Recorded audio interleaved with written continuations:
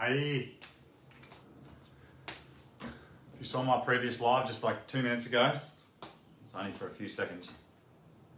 My apologies, I forgot my whiteboard markers. This one today is like probably my favorite one, mostly because it's the closest thing to a holistic view of what I'm out to prove. And when I started this journey 5 years ago, there was just a bunch of collective things together and just couldn't bring it into, there was just nothing for me to test.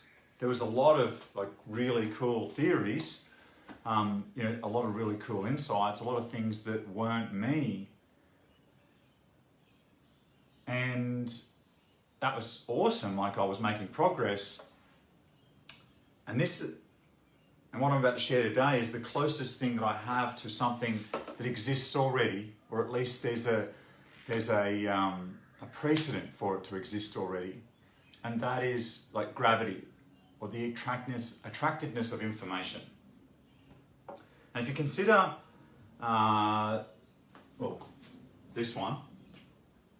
this video here on attraction, I talked about it a little bit, and essentially where I'm up to is that we are attracted to people who agree or disagree with us. Which is gravity. It's the mathematics of gravity, the mathematics of space-time. And that sounds really, or potentially could sound really far out there, like universe and vibration and things like that. But there's nothing wrong with looking at that far about us. We don't, as much as I'd like to think that what I'm seeing and experiencing is what's real, there's very little proof to say it is. Certainly my experience of it is provable, is it? I don't know if I agree with other people, but it's all agrees. So really this is about taking out my own bias, what I think or don't think about things, and looking for how would I prove it mathematically. I can't really prove my own experience or my own consciousness mathematically based on my actual experience as being a human. I've really got to look outside myself and think about how would I prove backwards. How would I consider myself from the universe's perspective, like this external view out inwards.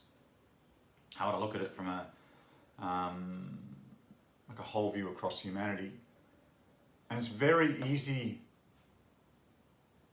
at this point to sort of go, it's all too hard. And it certainly it is complicated and it is fairly hard. But luckily there is this view of gravity, of the attractiveness of like matter. And it's not a difficult thing to actually extrapolate that to information. Because we human beings are phenomenal at collecting, sorting, and reasoning about information. And one of the really good things is we've got a great bullshit detector.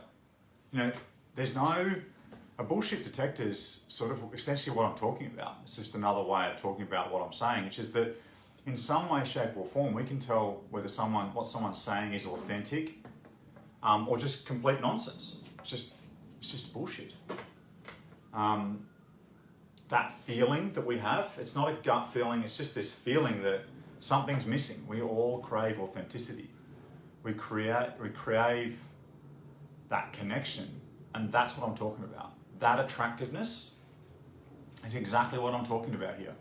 Do I have have I proved it mathematically? No, I have not proved it mathematically. But there's certainly something there. We are attracted to each other. Why? Not because of a feeling. I can't do that. I'd love to do that, but I can't do that. I want to know why. Actually why we're attracted to one another. Mathematically. I want to be able to prove that. If I can do that, then I'm on the path. So that's gravity. We are a collection of information that we have created and organised that we can converse about, that we can share about. One of the great things is, how do we even know to respond? Like, what is it that has us respond? I know that to us it's completely innate. Someone says something and you've got some kind of response. But how do we know to respond? Like, if you take away the automated responses that we can have, like for instance, I've heard this before, so I'll say the same thing. Very similar to how, if you notice how when you get annoyed or angry or frustrated, how many things equal annoyed, angry or frustrated? How do we know to respond if it's not from some past experience? It's like it just comes from somewhere. There's something in that. There's something in our ability to share ourselves. Why are some people better at sharing than others? Why are some people better at talking to what's in here than others? What is that, mathematically? I think we can all describe it in some way, shape or form around like some kind of feeling or experience or something like that, but what is it mathematically?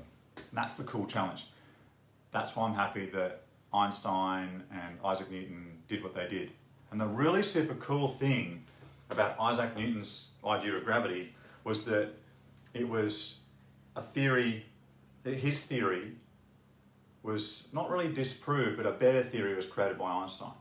Now, we're currently up against Einstein's theory not working.